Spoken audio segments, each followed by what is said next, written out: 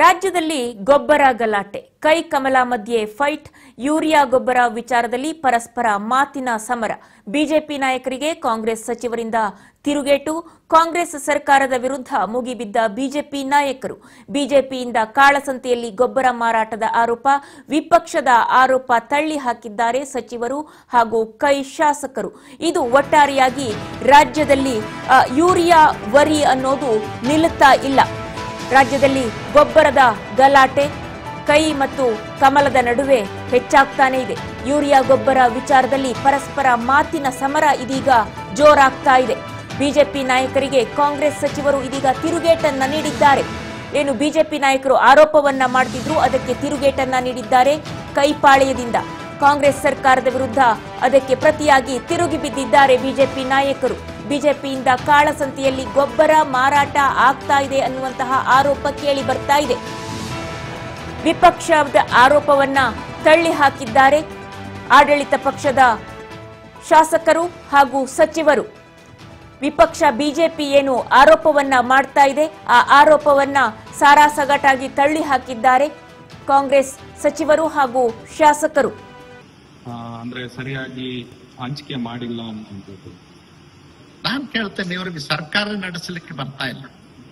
ಯಾಕೆ ಸರ್ಕಾರ ನಡೆಸಲಿಕ್ಕೆ ಬರ್ತಾ ಇಲ್ಲ ಕರ್ನಾಟಕದ ಕಾಂಗ್ರೆಸ್ ಗವರ್ಮೆಂಟ್ಗೆ ಅಂದ್ರೆ, ಮುಂಗಾರು ಹಂಗಾಮ ಪ್ರಾರಂಭ ಆಗೋದಕ್ಕಿಂತಲೂ ಮುಂಚೆನೆ ನಾವು ಎಷ್ಟು ಹೆಕ್ಟರ್ ರಾಜ್ಯದಲ್ಲಿ ಮುಂಗಾರು ಹಂಗಾಮಿನಲ್ಲಿ ಬಿತ್ತನೆ ಮಾಡ್ತೇವೆ, ಯಾವ್ಯಾವ ಬೆಳೆಗಳನ್ನ ಬಿತ್ತನೆ ಮಾಡ್ತೇವೆ, ಯಾವ್ಯಾವ ಬೆಳೆಗಳಿಗೆ ಎಷ್ಟೆಷ್ಟು ಪ್ರಮಾಣದ ಗೊಬ್ಬರ ಬೇಕಾಗ್ತದ, ಯೂರಿಯಾ ಎಷ್ಟು ಬೇಕಾಗ್ತದ, ಕಾಂಪ್ಲೆಕ್ಸ್ ಎಷ್ಟು ಬೇಕಾಗ್ತದ, ಎಲ್ಲ DAP ಎಷ್ಟು ಬೇಕಾಗ್ತದೆ, ಎಲ್ಲ ಕೆಟಗರಿ ವೈಸು ಮಾಹಿತಿ ಸಂಗ್ರಹ ಮಾಡಿ ಜಿಲ್ಲಾ ಉಸ್ತುವಾರಿ ಮಂತ್ರಿಗಳು ಆಯಾ ಜಿಲ್ಲೆನಲ್ಲಿ ಮೀಟಿಂಗ್ ಮಾಡಿ MLAಗಳನ್ನ, ಅಧಿಕಾರಿಗಳನ್ನ, MP ಗಳನ್ನ ಕರೆದು ಸಭೆ ಮಾಡಿ ಒಂದು ಪ್ರಸ್ತಾವನೆ ಇಂಡೆಂಟ್ ಕೇಂದ್ರ ಸರ್ಕಾರಕ್ಕೆ 30 ಜಿಲ್ಲೆಗಳನ್ನು ಕನ್ಸಾಲಿಡೇಟ್ ಮಾಡಿ ಕಳಿಸ್ಬೇಕು. ಆ ಕೆಲಸ ಮಾಡುವಾಗ ಕರೆಕ್ಟ್ ಆಗಿ ಲೆಕ್ಕಾಚಾರ ಮಾಡ್ಬೇಕು. ಆದ್ರೆ 6,30,000 ಟನ್ನಿಗೆ ಈ ಸರ್ಕಾರ ಪ್ರಸ್ತಾವನೆ ಕಳಿಸಿದೆ. ಈ ವರ್ಷದ ಮುಂಗಾರಿನಲ್ಲಿ ಕೇಂದ್ರ ಸರ್ಕಾರ ಕೊಟ್ಟದ್ದು 7,70,000 ಟನ್ನಿನಷ್ಟು ಕೇಂದ್ರ ಸರ್ಕಾರ ಗೊಬ್ಬರವನ್ನು ಕೊಟ್ಟಿದೆ. ಹಾಗಾದ್ರೆ ನಿಮ್ ಬೇಡಿಕೆಗಿಂತಲೂ ಹೆಚ್ಚು ಕೊಟ್ಟಾಗ ಕಡಿಮೆ ಯಾಕಾಯ್ತು ಹಾಕಾರ ಯಾಕಾಗಿದೆ ಆಲೋಚನೆ ಮಾಡ್ಬೇಕಲ್ಲ ಆಡಳಿತ ಮಾಡುವರು. ಎಲ್ಲೋ ಒಂದು ಕಡೆ ಈ ಗೊಬ್ಬರದ ಕಳ್ಳ ವ್ಯಾಪಾರಿಗಳು ಕೆಲವರಿದ್ದಾರೆ. ಅವರು ಗೊಬ್ಬರವನ್ನ ಮಾರ್ಕೆಟ್ ನಲ್ಲಿ ಆರ್ಟಿಫಿಷಿಯಲ್ ಶಾರ್ಟೇಜ್ ಕ್ರಿಯೇಟ್ ಮಾಡ್ತಕ್ಕಂಥದ್ದು, ಹೆಚ್ಚಿನ ಹಣ ತಗೊಂಡು ರೈತರಿಗೆ ಮಾರ್ತಕ್ಕಂಥ ಕೆಲಸ ಮಾಡ್ತಾ ಇದ್ದಾರೆ. ಅದಕ್ಕಾಗಿ ಇವತ್ತು ಮಾರ್ಕೆಟ್ ನಲ್ಲಿ ಶಾರ್ಟೇಜ್ ಕ್ರಿಯೇಟ್. ನೀವು ಬಂದಂತ ಗೊಬ್ಬರ ಬಿಡುಗಡೆ ಆದಷ್ಟು ಯಾವ್ಯಾವ ಜಿಲ್ಲೆನಲ್ಲಿ ಎಷ್ಟೆಷ್ಟು ಹಂಚಿಕೆ ಮಾಡಿದಿರಿ, ಎಷ್ಟೆಷ್ಟು ರೈತರಿಗೆ ಹೋಯ್ತು ಅನ್ನೋದು ಯುಟಿಲೈಸೇಷನ್ ನೋಡ್ಬೇಕಲ್ಲ. ನೋಡಿಲ್ಲ.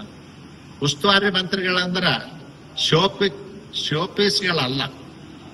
ಆಡಳಿತ ಜಿಲ್ಲಾದಾಗ ಅವರೇ ಮುಖ್ಯಮಂತ್ರಿ ಇದ್ದಂಗೆ ಆ ರೀತಿ ಆಡಳಿತ ನಡೆಸದೇ ಇದ್ರ ನಾನಂತೇನೆ ಸಿದ್ದರಾಮಣ್ಣ ವಿಚಾರ ಮಾಡಿ ಜಿಲ್ಲಾ ಉಸ್ತುವಾರಿ ಮಂತ್ರಿಗಳನ್ನ ಕಂಟಿನ್ಯೂ ಮಾಡ್ಬೇಕಾ, ಈ ವ್ಯವಸ್ಥೆಯನ್ನು ರದ್ದು ಮಾಡ್ಬೇಕಾ ಅನ್ನೋದ್ರ ಬಗ್ಗೆ ನಮ್ಮ ಸರ್ಕಾರದ ಮುಖ್ಯ ಕಾರ್ಯದರ್ಶಿಗಳು ಸಹ ಶಾಲಿನಿ ರಜನೀಶ್ ಅವರು ನಿರಂತರವಾಗಿ ಎಲ್ಲ DC ಜೊತೆ ಸಂಪರ್ಕದಲ್ಲಿದ್ದಾರೆ.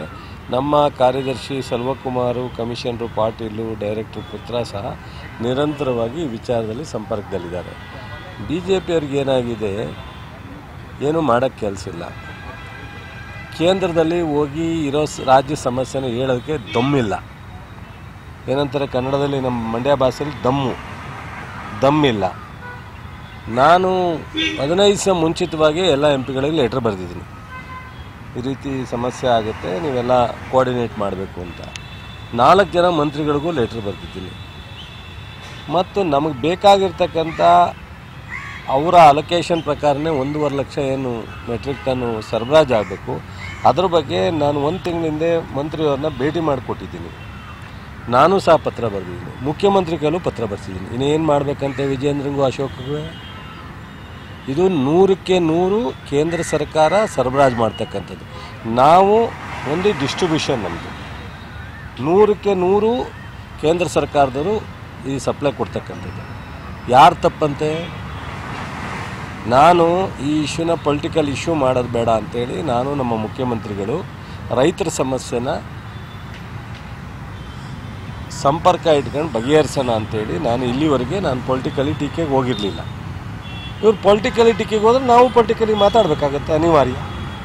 ಇವರಿಗೆ ಹಿಂದಿಂದ ನೋಡ್ಕೊಂಬಂದಿದ್ದ 2 ವರ್ಷದಿಂದ ಯಾವ ಇಶ್ಯೂನಲ್ಲಿ ರಾಜ್ಯದ BJP ಅವತ್ತಿದ್ದಂಥ ಸಮಿಸರು ಹೊಸ ಸಂಸದರು ಅಥವಾ ಮುಖಂಡರು ಕನಿಷ್ಠ ರಾಜ್ಯದ ಸಮಸ್ಯೆ ಬಗ್ಗೆ ಕೇಂದ್ರದಲ್ಲಿ ಹೋಗಿ ಅವರ ಮಂತ್ರಿಗಳ ಹತ್ರ, ಹಣಕಾಸಿನ ಮಂತ್ರಿ ಹತ್ರ, ಪ್ರಧಾನಮಂತ್ರಿ ಹತ್ರ ಅಥವಾ ಯಾವುದೇ ಇಲಾಖೆ ಮಂತ್ರಿ ಹತ್ರ ಮಾತಾಡೋದಕ್ಕೆ ದಮ್ಮಿಲ್ಲದೆ ಇರೋರು ಇಲ್ಲೇನು ಪ್ರತಿಭಟನೆ ಮಾಡ್ತಾರೆ ಅವರು. ನಾವು ಅವ್ರ ಹತ್ರ ಹೇಳಿಸ್ಕೊಂಡು ಜನರಿಗೆ ಸಹಾಯ ಮಾಡಬೇಕಾದಂಥದ್ದಿಲ್ಲ. ನಮಗೆ ರಾಜ್ಯ ಜನರ ಬಗ್ಗೆ ಕಮಿಟ್ಮೆಂಟ್ ಇದೆ, ರೈತರ ಬಗ್ಗೆ ಕಮಿಟ್ಮೆಂಟ್ ಇದೆ. ನಾವು ನಿರಂತರವಾಗಿ ಮಾಡ್ತಾಯಿದ್ದೀವಿ. ಈಗ ರೈಲ್ವೆ ಆಫೀಸರ್ ಹತ್ರನೂ ಮಾತಾಡಿದ್ವಿ. ಕೊಪ್ಪಳಲ್ಲಿ 3 ರೇಕು ಇವತ್ತು ತರಲಿಕ್ಕೆ ಅರೇಂಜ್ ಮಾಡಿದ್ದೀವಿ. ಅಲ್ಲಿ ಅದನ್ನು ತಕ್ಷಣ ಮ್ಯಾನ್ ಪವರ್ ಹೆಚ್ಚಿಗೆ ಹಾಕ್ಕೊಂಡು ಅದನ್ನು ತೊಗೊಂಡು ಮಾಡಲಿಕ್ಕೆ ಹೇಳಿದ್ದೀನಿ. ಈ ಏನು ಸಮಸ್ಯೆ ಇರ್ತಕ್ಕಂಥ ಜಿಲ್ಲೆನಲ್ಲಿ ಎಲ್ಲ ಜಿಲ್ಲೆನಲ್ಲೂ ರಿಕ್ವೈರ್ಮೆಂಟ್ಗಿಂತ ಜಾಸ್ತಿ ಕೊಟ್ಟಿದ್ದೀವಿ. ಹೇಳ್ತಾರಂತೆ ಅಡ್ವಾನ್ಸು ಈಗ ಇಲ್ಲಿವರೆಗೆ ಯಾವತ್ತೂ ಸಹ ನಮ್ಮಲ್ಲಿ ಹಳೆ ಸ್ಟಾಕ್ ಇತ್ತು, ಅದನ್ನು ಸಪ್ಲೈಗೆ ತಗೋತಿರಲಿಲ್ಲ.